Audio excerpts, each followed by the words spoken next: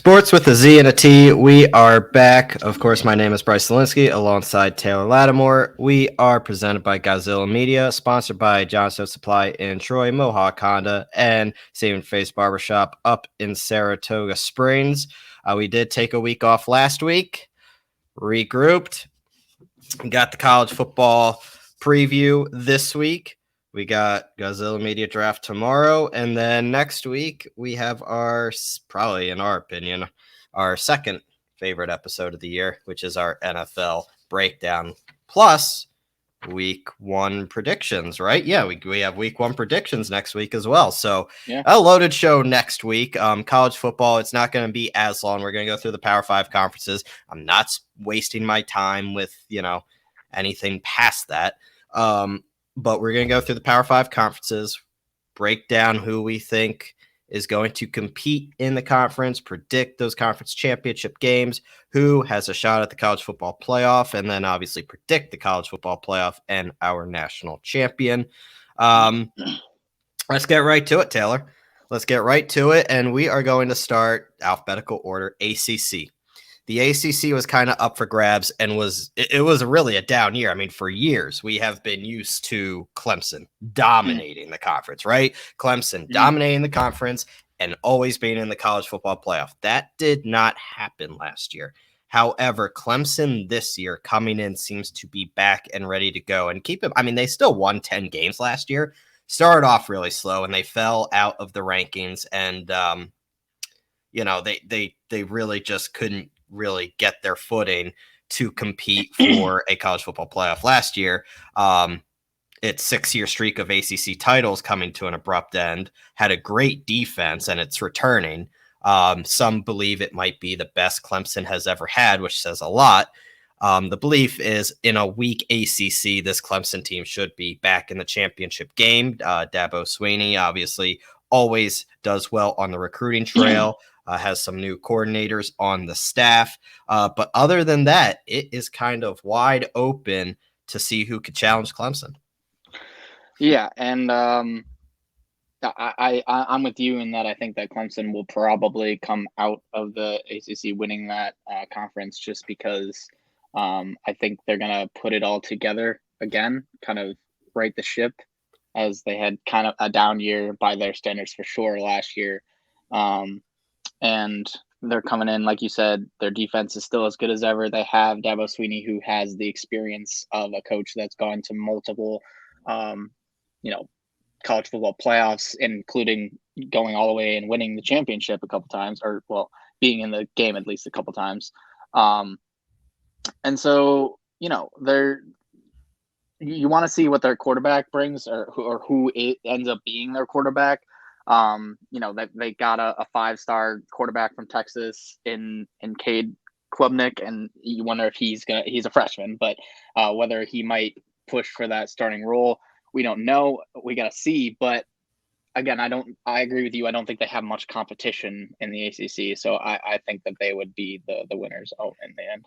Yeah, if you look at the ACC in the Atlantic, at least, and that's what Clemson is in, you really look at NC State as being their only real threat to Clemson. I mean, look, they are good. NC State is good. They might be the second best team in the conference, but it's nothing compared to what Clemson is going to bring to the table. If you look at the other side in the Coastal, Pitt, who represented the ACC last year out of the Coastal, they are obviously lost Kenny Pickett. That goes a long way, obviously, and Pitt is going to kind of fall back to mediocrity there.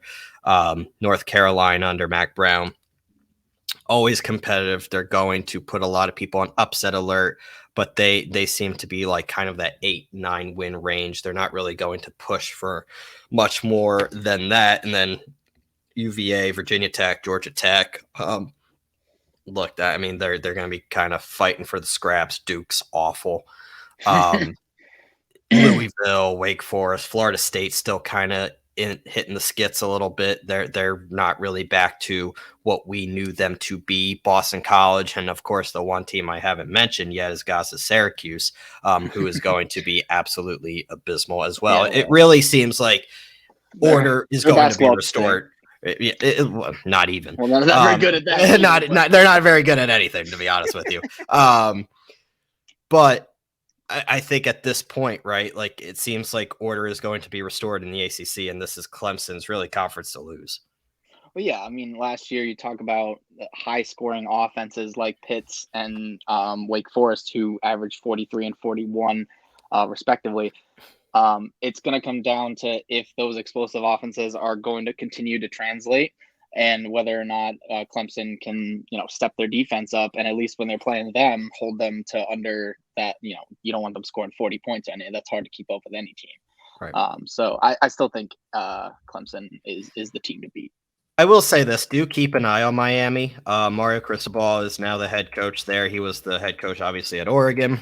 He brought in Josh Gaddis, took him away from Michigan. He was also at Penn State for a while. Josh Gaddis is a very good play caller. He is going to head the offense, and Kevin Steele is the defensive coordinator there now. And they got a lot of good talent from the transfer portal. Keep in mind, transfer portal all of a sudden makes a lot of programs that could be really bad one year to really, really good the next year, depending on what you get. Miami is a team to keep an eye on. My prediction really, and it's probably not even under consideration for any other team, Clemson and Miami in the ACC championship game, with Clemson kind of taking it there.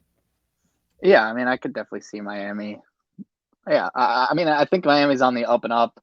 I would want to see them improve in several areas before I think that they're going to completely go all the way to the conference championship. But yeah, I could totally see it happening. I don't think they'll threaten who I assume will be Clemson in the end, but I think Miami is on an upswing right now, so they're in a good spot for the future.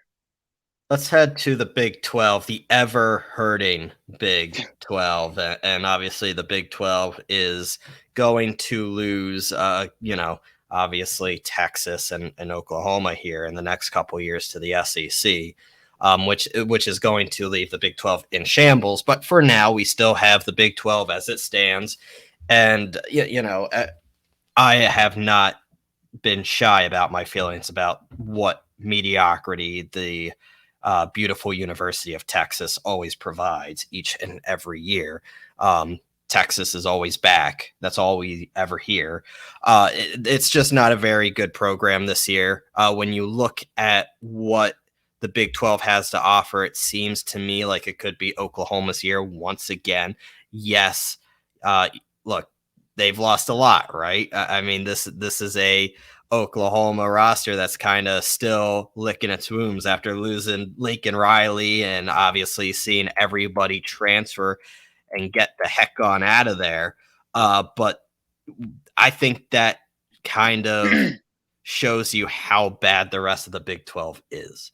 That Oklahoma still has the talent to run away with this conference. So you look at a team like Baylor and Oklahoma State, two teams that were on the cusp of being in the college football playoff conversation last year, but fell short. Texas is very mediocre. Kansas State, a lot of people think could be a sneaky pick this year. Chris Kleeman is kicking off a new era there at Kansas State, taking over the helm, and they did add some nice talent. Some people expect that to be a breakthrough year for Kansas State. Iowa State's going to be a down year. West Virginia's not what it used to be. Texas Tech, TCU, and then obviously Kansas, who's always, I mean, you're lucky if they beat Division II teams. Again, this is basketball. Basketball, and that actually applies this one, yeah. But actually, they did win the championship, so it's okay that actually applies to them. You look at this conference, and to me, it is really just Oklahoma's.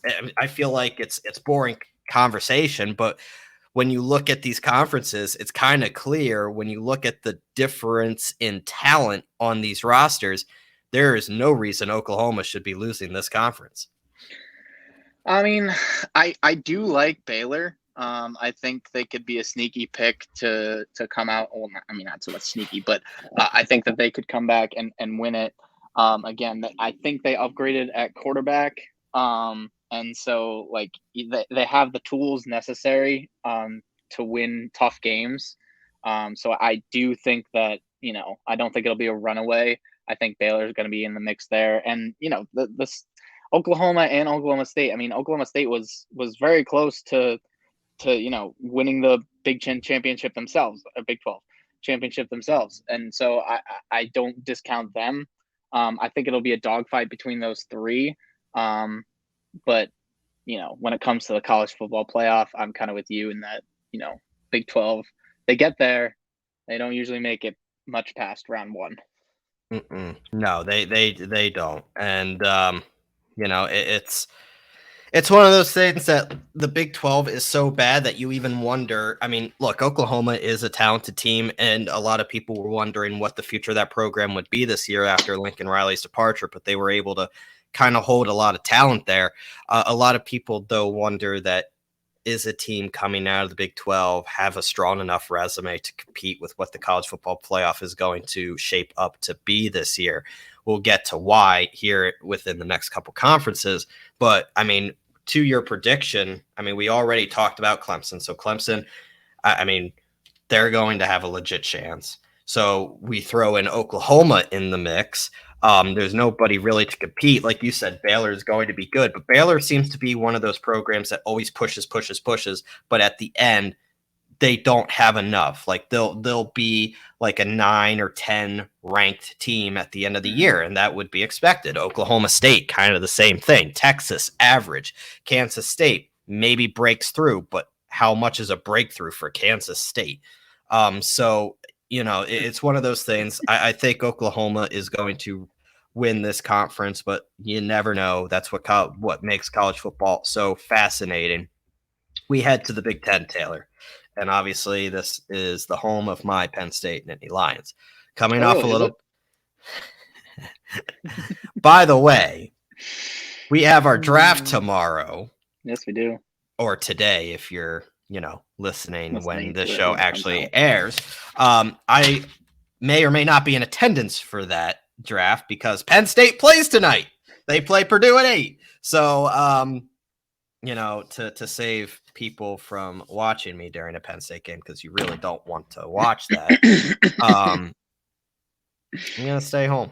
I'm going to stay home. Maybe. I don't know. I might show up. I don't know. It's going to be a game time decision. It really depends on when I get home. Should we put you down as doubtful or questionable? It's a questionable game time decision. Okay. All right. We're good. I'm not. We can deal with questionable. Yeah. No. It's a questionable game time decision. When you look at this Big Ten, Taylor, and people throw out the SEC, but year after year after year, the Big Ten shows that it is the deepest conference out there between Ohio State, Michigan, Penn State, Wisconsin. Michigan State is back in the mix now. And you're going to be getting USC and UCLA in 2 years. The Big Ten is quickly becoming a beast. When you look at this Big Ten, though, and look, the Big Ten East is stacked in its own right. I think there's 4 teams better than the best team in the West, which is kind of a shame, which sucks because only one team in the East can make it to the conference championship game, and they have to play somebody from the West. But I would take Ohio State, Penn State, Michigan, and Michigan State before I even look at Wisconsin. Mm-hmm. That's just how it is, and it's been like that for years.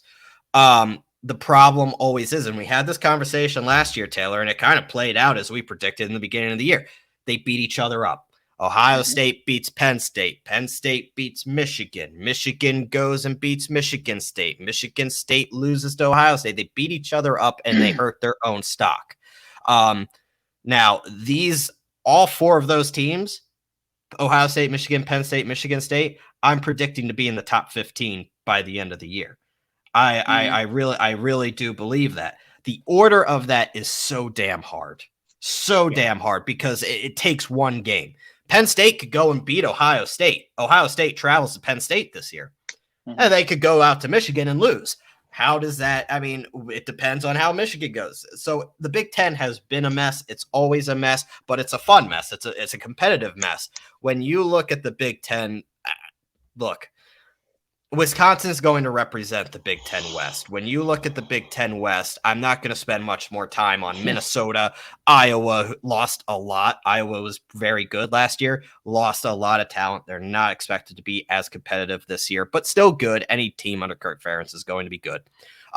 Nebraska is already 0-1. They lost in week 0 to Northwestern, who, if you're losing to Northwestern, you got a problem.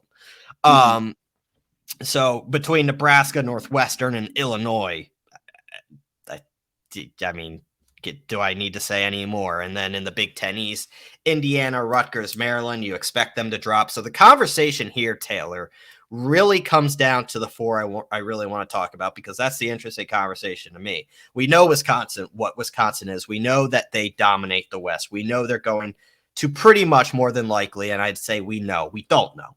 Maybe Minnesota or Iowa surprises people, or Purdue. I doubt it, but Wisconsin's the heavy favorite in the West. The conversation lies Ohio State, Michigan, Penn State, Michigan State. You're right. I would agree with that. I would agree with what you said about how they're probably those four are going to be ranked in the top 15. I could definitely see that happening, especially I know you'll probably get into it more, or I don't know if you just want to leave it be, but how Penn State was treated towards the end of the year in terms of the rankings, which was ridiculous. I think even I agree with that. I don't think that'll happen this year. Penn State will be ranked at the end of the year. Yeah, I was going to say, I don't think it's going to last very long. I think it's going to take a road win against Purdue here for them to. Yeah. And so I wouldn't worry about that. But in terms of the rest of them, I think they're going to be up there in some sort of arrangement. I do give it to Ohio State. I think that they will be the ones that come out of the Big Ten with the win. They play some of their toughest games at home this season. They play Wisconsin at home, Iowa and Michigan all at home, which is Penn State for them. They have to go to Penn State, which will be a big game for you, obviously. The big game.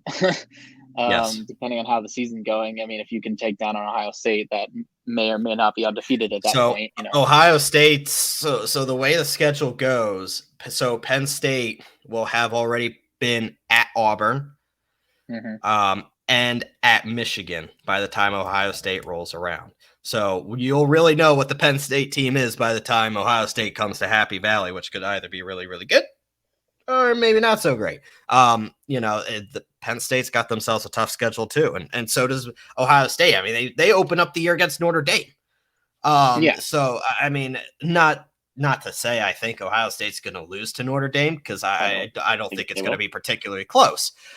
If you ask me who the best team in the country is, I'm going to tell you it's Ohio State this year. And you know me as a Penn State fan, that takes a lot for me to say.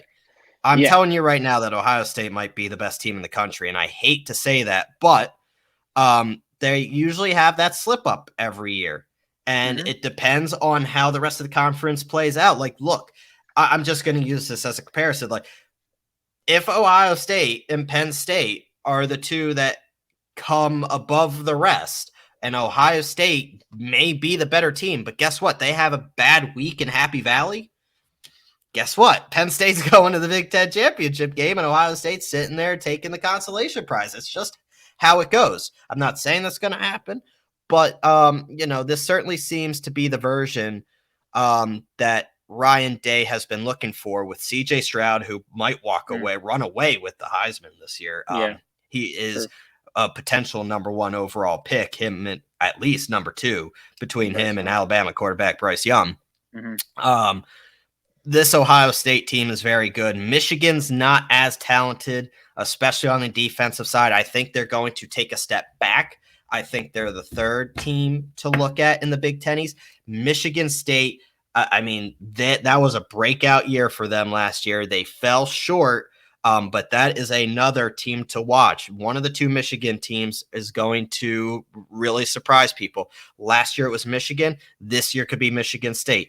I think Michigan State's still kind of slightly below the other three, but my Big Ten prediction, and I kills me to say this. It's Ohio State, because I think a lot of people are sleeping on Penn State this year because of the way they were treated in the back end of the year. Yes, Sean Clifford's back. He's healthy. They got some good recruits at the running back position. They have some 5-star recruits that will be starting. Very good defensive team. And I think they're kind of embracing the fact that they're now the underdog, where Penn State has seemingly been the hunted over the past couple years. This is the first time they're entering the preseason not ranked since my senior year of college. It's been a while. So, this is a team, this is a program that's still cranking out top 5 recruiting classes each and every year. They added Manny Diaz as the defensive coordinator, and not enough people are talking about it. But, Penn State could either start 3-0 or 1-2.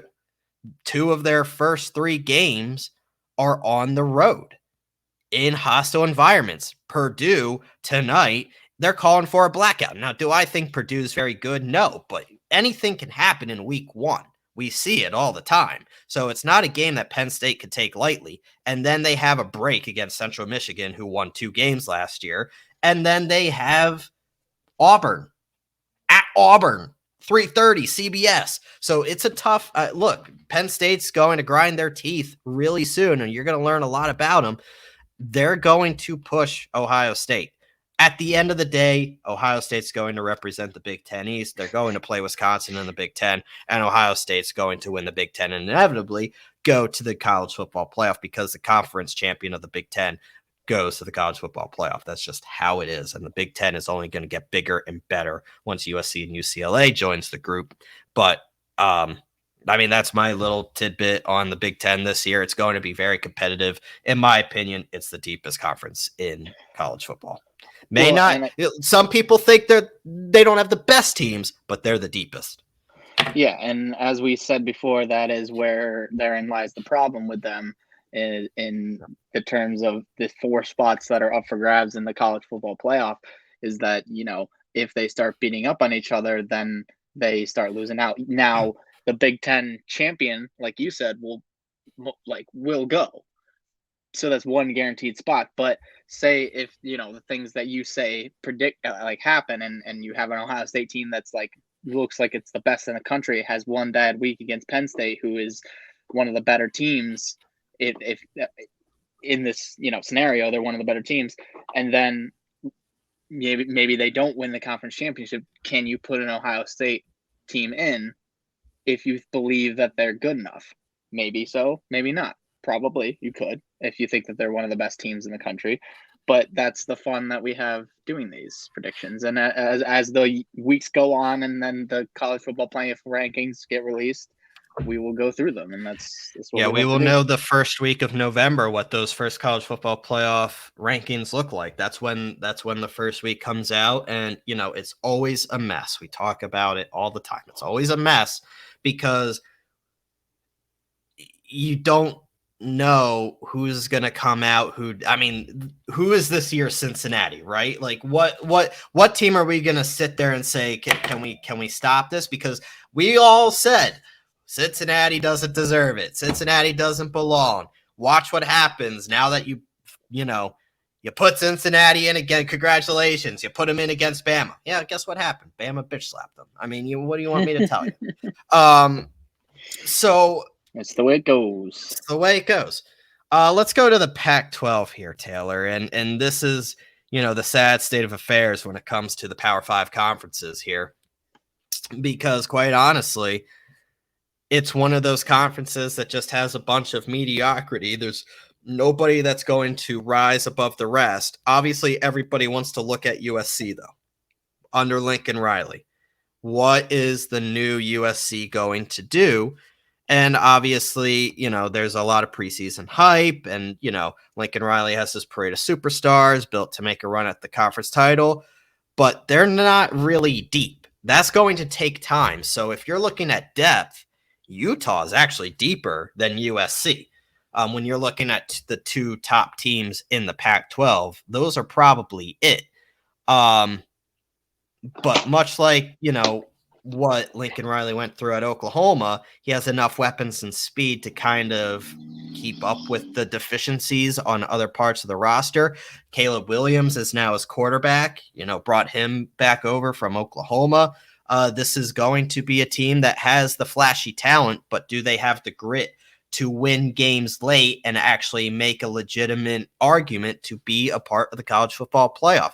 I don't think so. If you're going if you're going on the road to Utah late in the year or on the road to Oregon late in the year, I mean, that smells upset city right there. I mean, this is a team or a conference really that just upsets each other. We see it every year, whether it be Oregon, USC, Utah, Washington State, UCLA. It's just a whole bunch of mediocrity in the Pac-12. And that's why you're seeing USC and UCLA jump ship to the Big Ten. Yeah, and it does seem like the Pac-12 is kind of a dying conference.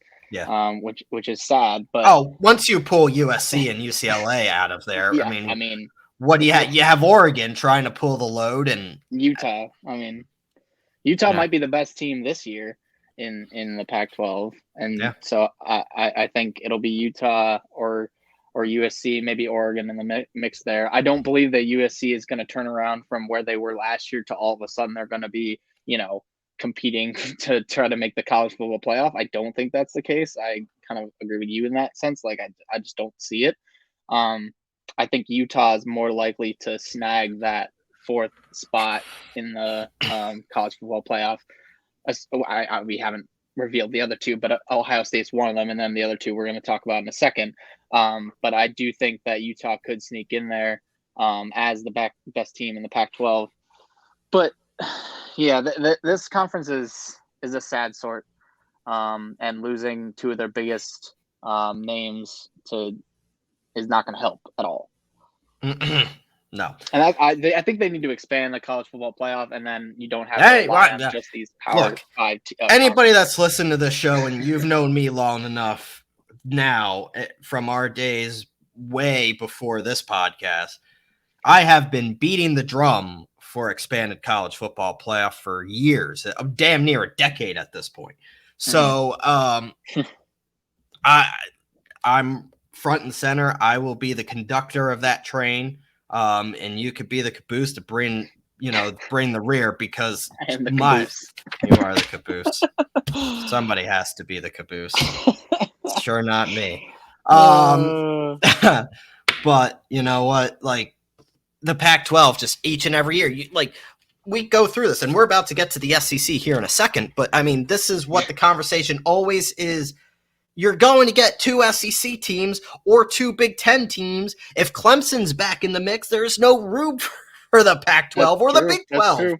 There's no room for the Big 12. There's no room for the Pac-12, because two teams out of the Big Ten and two teams out of the SEC, this is what drives me nuts, because each year the argument shifts. There's a whole other agenda and a whole other, outline that the committee uses to pick the four best teams. One year it's opponents. One year it's conference. One year it's depth. One year it's the eye test. What's it going to be this year? Because if you tell me definitively, I had cavities filled, so I'm a little numb in the lips. So you know what? Bear with me, okay? Bear with me. At least I'm not Sammy Sprinklers over here all over the camera. That we know of. I think you could see it not on the camera. Yeah, right. But if you're looking at, we just broke down the Big Ten. We're about to break down the SEC. We're talking about how average the Big 12 and the Pac-12 are. How can you sit there and definitively say, even if they win a conference championship, that those two conferences have one of the four best teams in the entire country, when the Big Ten, we just said, is probably the deepest? The SEC may have the two best teams. Mm-hmm. That's my four right there. Two Big Ten, two SEC. Done. I mean, I could throw in a Pac-12 team in there, but the thing is, you just don't have room for a lot of them. And then if we're talking about Clemson, and if they're indeed back and into form, then yeah, you probably will get that Pac-12 team pushed off. Right. And it's like, sorry, like, Right. be better. There's no room this year, I don't think, for a Cincinnati. There's no room for it. I hope, I pray to God the committee learned its lesson. I pray.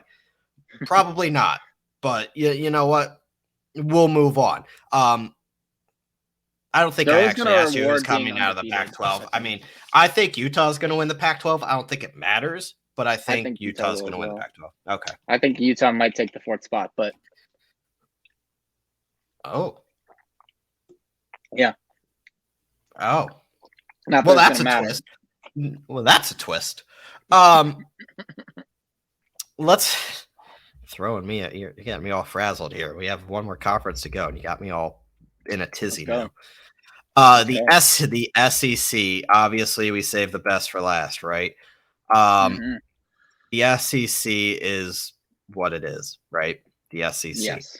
And we know the two obvious teams that we're going to be talking about. Look, the depth of the SEC is kind of ass. I'm not going to lie to you. They're very top heavy. They're very top heavy.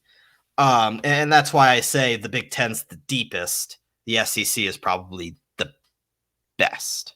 Does that make sense? The 2 best teams, yes. I agree. Georgia and Alabama, the rest doesn't even have to deserve our conversation. You look at the SEC East where Georgia lies, Kentucky with Will Levis. Okay, they might be good. Tennessee, whatever. South Carolina, Florida's not going to be very good this year. Missouri and Vanderbilt. And then you look at the West, and then you have Alabama, Texas A&M, who upset Alabama last year. Keep in mind, Arkansas. Some people expect Arkansas to be a breakout team this year. LSU, who's still kind of average. Ole Miss, Mississippi State, and some people really think Auburn's not going to be that good this year. I don't know. I have a hard time believing Auburn's just going to be, despicable, but a lot of people think they will. I don't see it. Maybe I'm wrong, but that's just not who I think is the bottom feeder of the conference. But anywho's. The conversation here, Taylor, is Alabama and Georgia. And let me tell you something. If Bama's, if Ohio State's not the best team in the country, and, I do have some Big Ten bias, I will admit that. This Alabama team is going to run away with the SEC this year. They are, if you look at their schedule right now, Taylor, they have the betting odds, like, on every matchup. They're double-digit favorites in every single game. Every single game. Some believe. No. Yeah. Some people believe that this is Alabama's greatest team and this could be really college football's greatest team in the modern era. Some people believe it's better than its 2020 version. Some people believe it's better than the 2019 LSU squad. It's truly amazing how we just sit here and kind of just assume Alabama's going to be good. And I don't think, unless you're really into college football, not many people realize just how talented this Alabama team is, because Alabama's always talented. It's always Alabama. Always. It's hard to tell a difference. Right. Which 5-star recruiter they trotting out this year? We just know. I mean, right? We just a never-ending stream, because they're always getting the 5-star, because then the recruits say, "Oh, great team. Oh, so I can go there and it can be a great team." Yeah, and it'll just keep on going forever and ever. Alabama is loaded, and after shocker, right? I know. There is the level of elite performance coming out of Tuscaloosa this year that they believe they have not seen in over a decade. Will Anderson Jr., he's a pass rusher for Alabama, expected to be the next Chase Young. You have Dallas Turner, emerging superstar at linebacker. You have Bryce Young, who could go back-to-back Heisman Trophy winners.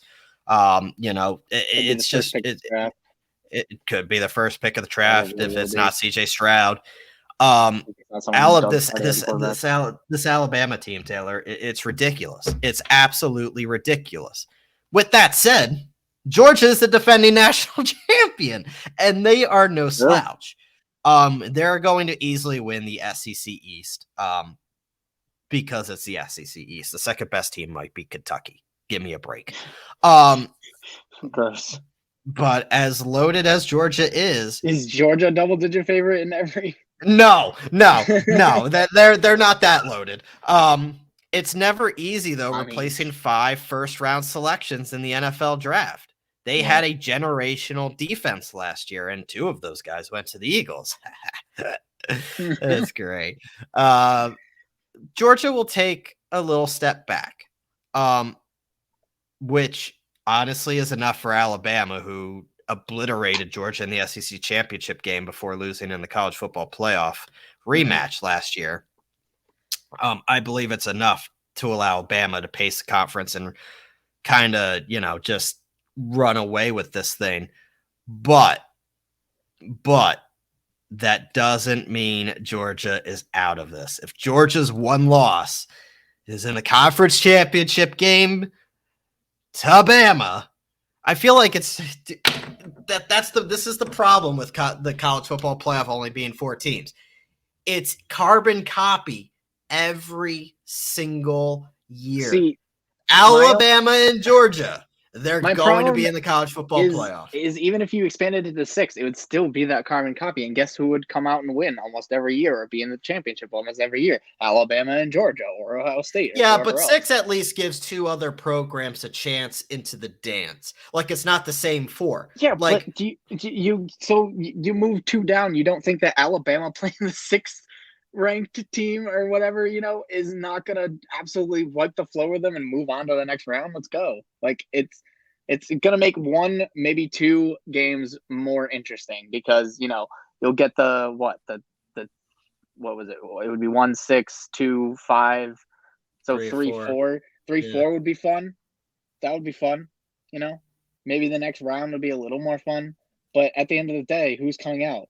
Alabama. Probably. I don't like your tone. I mean, the thing is, you're saying it's a carbon copy of Alabama and Georgia, but when there's 6, 2 of those spots are going to be Alabama and Georgia, and the third one is probably going to be for Ohio State, because if they expand it to 6, then they can have the more excuses to put more more Big Ten in. Like, they can have the winner, if it's not Ohio State, of the conference, and then Ohio State too. So it's like, would it really be any different? No. Probably not. It would just make the ranking system more interesting at the end, I guess. But when it comes down to the actual games in the playoff, Alabama's dynasty isn't going anywhere. No, and it never ever will. So we went through the power. And when Saban retires, maybe something will change. Maybe it's all him for some reason, but I doubt it. They're still going to get their recruits, and if you have the talent, you can make it work. Yeah. Look, it's going to be interesting for sure. Let's go to our college football playoff predictions, though. I mean, I have a feeling we know who we're picking. You already mentioned Utah. Yes. I think number 1, Bama. Can we agree on that? The Big Ten champion in Ohio State. That's 2. Yep. And I think 3 and 4 is where he may differentiate if you're putting in Utah. Yep. I have a feeling at number 3 it'll be Georgia, because I think the SEC is going to get the 2 representatives. Now, when it comes to that 4th team. God, I wish I could put Penn State in there. I'm sure you do, and you can go right ahead and do that. But no, I will. Look, I think Penn State's gonna have a very good. I think Penn State's gonna have a very good year. I'm not gonna put them in there though. I think it's going to be Clemson. I really do. Okay. I think it's going to be Clemson. I think they're going to come back. They have a very good defense, and I think the committee is kind of looking for Clemson to be back in the mix. under Dabo Swinney after a down year. So my four for the college football playoff will be Alabama, Ohio State, Georgia, Clemson. My championship will be Alabama and Ohio State. Alabama wins the national championship. Spoiler alert. Yeah, and I have everything you have except for Utah. I think that they can come out and dominate the Pac-12 for whatever that's worth. But if they don't lose a game, then that might be enough to push them in. Talented returning quarterback, and they have a stout defense, and if that can translate to wins, I think that they can compete and really might come out of the Pac-12. But either way, championship, Alabama versus Ohio State. Winner, Alabama. Look, it's like betting on a. It's like the most confident you can say a pick in sports. I feel like it's like the American Pharaoh of like college football. It's just like you got to include him in the bet. We get to NFL. I don't know that we're going to be right at all with our Super Bowl pick, even who is playing, much less who wins it, because neither of us had the Bengals going to the Super Bowl last year. I think you had the Rams, I think, but I did. But yeah, so you did have them right on that side, but we both had Kansas City, I think, and we both had Kansas City winning. That didn't happen. No, and they got close, but yeah. So I think in this sport, though, I can say with confidence that Alabama is going to be in the say with confidence we know who the no, they're probably going to win it too. Yeah. Yeah. Look, I love college football. I do, and I just think there needs to be something done to allow the talent gap to. Yeah, I don't know how you fix that problem, because it comes down to it's just recruiting. Unless you can put a cap on recruiting, that'd be weird. And then, I mean, look, when you look at Penn State, James Franklin recruits in SEC country. He came from the SEC. He was the head coach of Vanderbilt. He has ties, and they do get guys from the Deep South. But when you're in the Deep South, tradition reigns, and you grow up wanting to play for Alabama. You want to grow up playing for Clemson. You want to grow up playing for Georgia. So it's cat. What was that? That was a noise. Oh, she's unhappy. Wow. I'm unhappy too, Kat. I'm unhappy too. It's what? But yeah, no. Unless you started paying the players and then you had a salary cap, that's how the NFL does it, and all the you can't just buy out all the good players and pay them whatever they want, so you can have a stacked team. There are limits to what you can do and how you can pay. So that's kind of how the big leagues do it. But can you do it with college players that you're not paying? I don't know. So before we tie our loose ends, I do have an exciting announcement. And if you follow Goz or any of the Gozilla media podcasts and their Twitter accounts, I'm sure you've heard of it by now. But as we have been talking about football with our fantasy football, our college football next week with the NFL. The wait's almost over and a new football season is about to begin. Get ready for the NFL Week 1 action with DraftKings Sportsbook, an official sports betting partner of the NFL. To celebrate the return of football, DraftKings is giving new customers a can't-miss offer and bet just $5 on any football game and get $200 in free bets instantly. Want more action for opening night? Everyone can experience the thrill of DraftKings early win promotion. Get up 7 and you win. Bet on any honestly, that's sick. Your team's up 7 points and you win the money. Great. Beautiful. Yeah. So, you could pick your Colts. Doesn't mean they're going to win the game. As long as they're up 7 points, that might be a stretch. And they play the Jaguars to open the season, so I don't know. I thought Chiefs isn't the opening night. No, game? It's a home opener. It's 3 weeks in Gotcha. to start the season. 3 weeks on the road. 2 weeks. Bet on any NFL team of your choice. So if you're like Taylor and you want to lose money, you can bet on the Colts. Or if you're like me and you want to win money, you can bet on the Eagles. If your team leads by 7 points at any point during the game in week 1, you get paid instantly, even if your team loses. See, it's perfect for, you Lions and Jaguars and Texans fans out there. Lions and Jaguars and Bears. Oh my. Oh my. Oh my is right.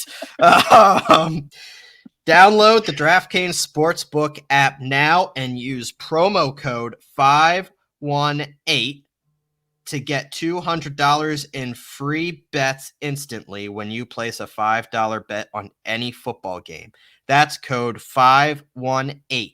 Only at DraftKings Sportsbook, an official sports betting partner of the NFL. You must be 21 or older and physically present in New York. Bonus issued as free bets. 1 early win token issued at opt-in moneyline bets only. Deposit and wagering restrictions apply. Eligibility and terms at DraftKings.com/football terms. If you have a gambling problem, call 877-8-HOPE-NY or text HOPE-NY to 467-369.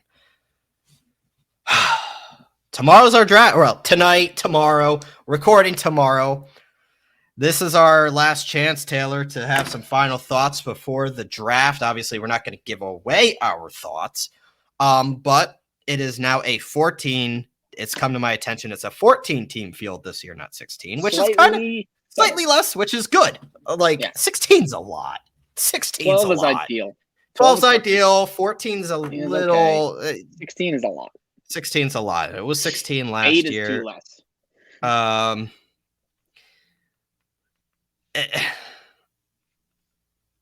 Look, I'm at 10. I have my guys. Mm-hmm. And we talked about our strategy and whether or not, you want to go for the Magnificent 7 or if you want to go, with a running back. I will say this, and since our last episode with our fantasy football special, I have realized that there's a lot of wide receiver depth. Yes. A lot of wide receiver depth. This is what I told you. This is what I told you. Round 3, 4, 5, even 6 even. A lot of wide receivers that I love that I think are going there when they could produce higher. The running backs drop off very fast. Yeah, and you don't want to don't be that guy trotting out Sony Michel and oh my god, Miles. Sony Michel, just stop what you're doing. Just stop. The reason I bring up Sony Michel is we were talking before the episode started. We were like, remember when Sony Michel got traded for Darren Waller? Yes, I still remember, and yes, I'm still bothered, guys. None of that this year. It's a clean slate.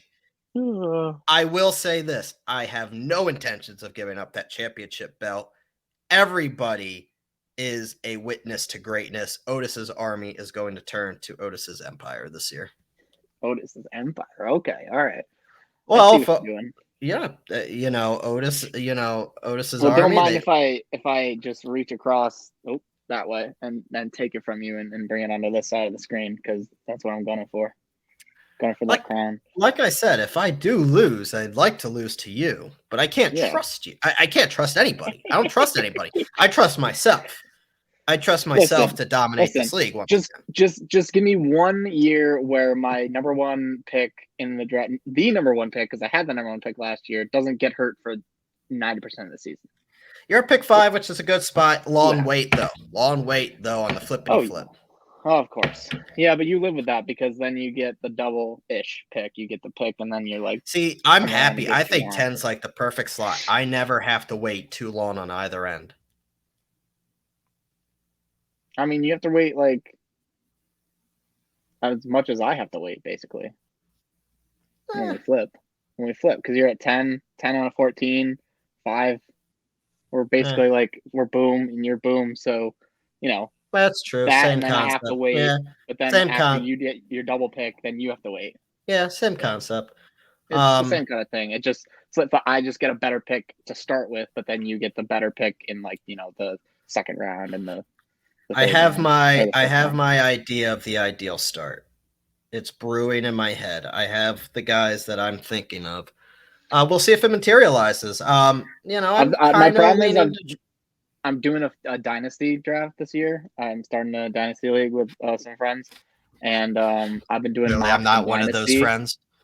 No, well, you already in one. I didn't want you to be overwhelmed with the amount of dynasties. And please, thank you. Yeah, No, that's why I didn't ask you, because I know you're already in one, and I'm like, that's too many. I think one dynasty and then a bunch of like redrafts are fine, but like I don't really bog down. No, that's over. But anyway, That's overwhelming. I've been mocking with doing the dynasty draft, and it's like our first draft, so it's like everyone is up for grabs, and it's like the basis of your team for the next however many years, and it's so much different than drafting in regular redraft that I gotta like do some mocks in regular before our draft tomorrow, because so I have my cheat, but I have my round and the third round turn, but it really comes down to who. So what I always do is I always buy a magazine. It doesn't matter what magazine, and I go to the rankings, and I print out my actual rankings off the guy that my personal source, and I kind of make my notes, scratch off players I'm not touching, and then I'll have this. I have the packet, and then I have the board, the big board that everybody else is going to see. So I have like 3 lists that I'm going to be looking at. The problem is Penn State's on at 8.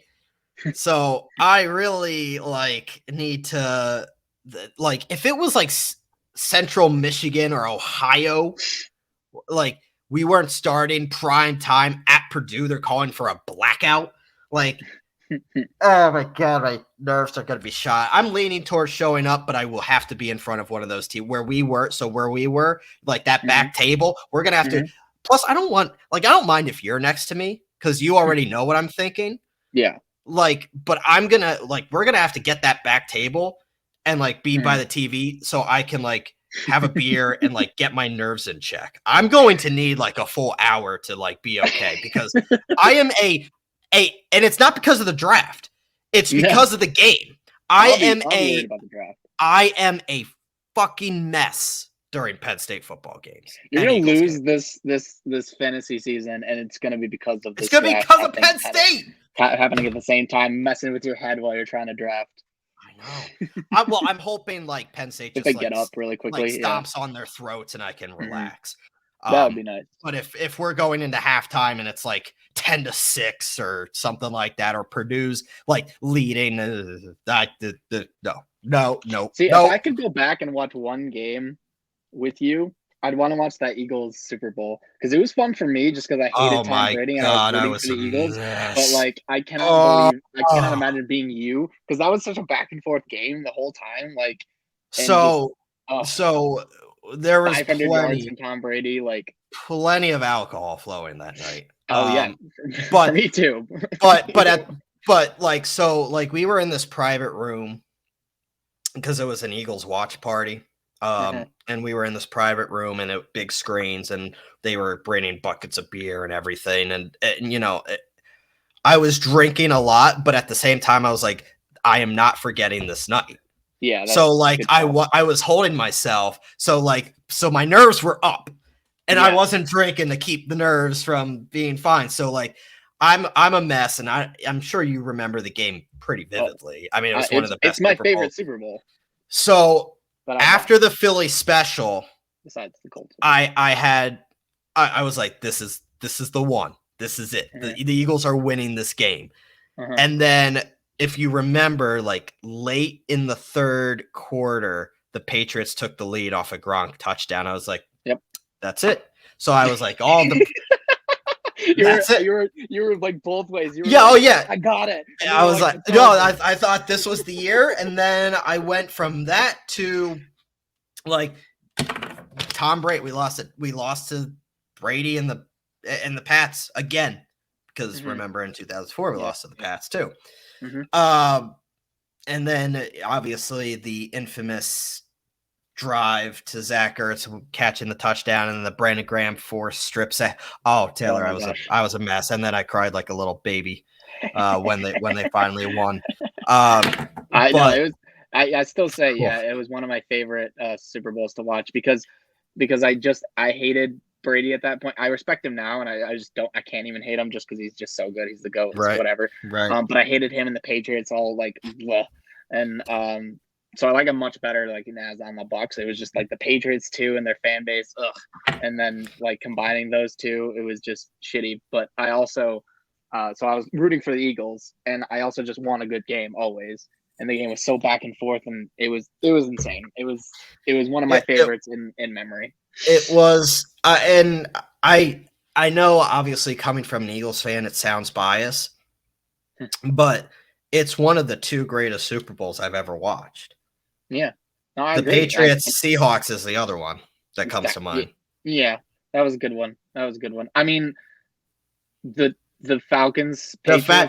See, the thing is, I hate that argument because it wasn't a game for like 2.5 quarters. But who cares? It became a game really quickly, and it was. I didn't like it. Between a choke job and a team not showing up for an entire half, that's not the greatest. It's a good Super Bowl, like it's a good story, but it's not the greatest Super Bowl of all time. No, I wouldn't say it is, but I'm just saying it's one of the more entertaining. But, I do think that the Eagles one in my memory is the most entertaining and probably the best one I watched. Because, I mean, I don't remember the Colts beating the Bears as much because I wasn't watching it like I am now. Oh, I do. Younger. I remember that game vividly. I remember I wasn't even a Colts fan, really. That's when I became a Colts fan, like after that game. I remember Devin Hester taking the opening kick back. Yep. I'm like, wow, the Rex gross. What I do remember, sadly, is the Colts Saints Super Bowl, which is just sad as hell, and I hate it. And I hate that I remember that one. The Colts did not show up for that. No, well, and then they started out the second half with the onside kick, and then this interception return for a touchdown. Malcolm Jenkins. I don't want to talk about it, but yeah. So I mean, I don't that one. Sadly, not the Bears. That's the last Super Bowl the Colts have been in, isn't it? Oh yeah, the Saints. Yeah. Wow. They've been to the championship, but they usually Tom Brady. Well, you're certainly not going to the conference championship this year, buddy. Yeah, we'll see. Well, we'll talk about that next week. But look, I'm rooting for you. I really am. I like Frank Reich, as you well know. Yeah, I know. But you just got to get a non-retard at quarterback. I think you're underestimating Matt Ryan is what you're doing. And we'll I'll take that bet. I still want to take that bet. 3,000 was it 4,000 4,030? 30, yeah.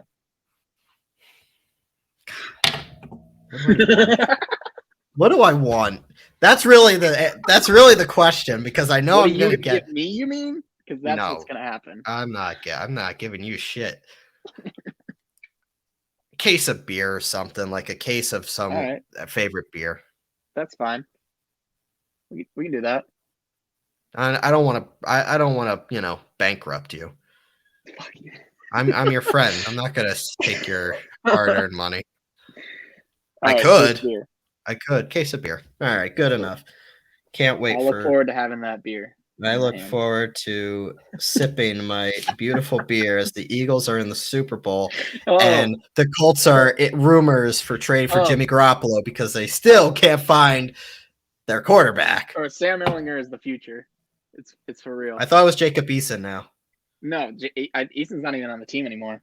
Oh, I'm pretty sure he got cut. Can't keep track of all the media. Ehlinger has had an amazing preseason. Apparently, forget that what that's worth. But yeah, maybe he's coming along in the future. Can I raise you now that the Eagles' new third string quarterback is Ian Book? True story. You're welcome. Really? Yeah. I did not know that. Chauncey Gardner-Johnson, the newly acquired safety. I tell you, Howie Roseman, man, the Eagles got more in return for Jalen Reagor than the Cowboys got for Amari Cooper. I saw that. I don't know why people even do deals with him anymore. Howie Roseman is a sick fuck. He sent J.J. Arcega-Whiteside to the Seahawks to be teammates with DK Metcalf and is now sending Jalen Reagor to the Vikings to be teammates with Justin Jefferson. God bless Howie Roseman. He is the gift that just keeps on going. I love him. Except for, those two picks that he did miss. You know what? Justin Jefferson. But he's making right by it. You know, he's making amends. He's making amends. He got me AJ Brown. Let's see. I'm excited to see what Jalen Hurts can do. I'm excited for next week's episode because I'm excited to break down the NFL, and then we got to do our week 1 picks. Next week's episode may very well be 2 hours. That's true. That's true. We do because we got to make our picks, and I'll do our little sheet again. I dominated the hell out of it. I dominated the hell out of your picks last year. Yeah, whatever. You picked. I'm gonna be better. I mean, you pick the Colts every week, and it's like not every week. You pick the Eagles every week. I did not. You did too. I did not. I didn't pick them to beat the Chiefs. The only weeks that you didn't pick is when they're playing the Buccaneers and the Chiefs. I actually did pick them to beat the Bucs. Yeah, exactly. Shut your mouth. And they got destroyed. Actually, I don't think they got destroyed. No, they got destroyed. It was a close game, but they lost. Okay. Yeah. It just didn't go very well. Happens. All right. We're at an hour. We're at an hour. You're making me angry. You said 30 minutes when we started this. My face hurts. My face hurts. Taylor, I will see you tomorrow. We will watch the Penn State game together. And you get to see the mess that is me during Penn State football. Yay. For everyone else, you can find this episode on Spotify, Apple, and or YouTube. This was Sports with the Z and a T. You can find us on Twitter at sports_podcast, as well as myself and Taylor at ZBryce21 and at TLats, 2 T's, 2 S's. We are presented by Gozilla Media, sponsored by Mohawk Honda, Johnstone Supply in Troy, and Saving Face Barbershop up at Saratoga Springs. Speaking of, I need a haircut. And bad. Enjoy this episode. Enjoy the first official week of college football. And tune in next week for our big 2022 NFL preview. Have a good week. Enjoy the holiday weekend, Labor Day weekend, and we will catch you next week for the start of the NFL season and 7 hours of commercial-free football. Hell yeah. Hell yeah. Can't football. Wait.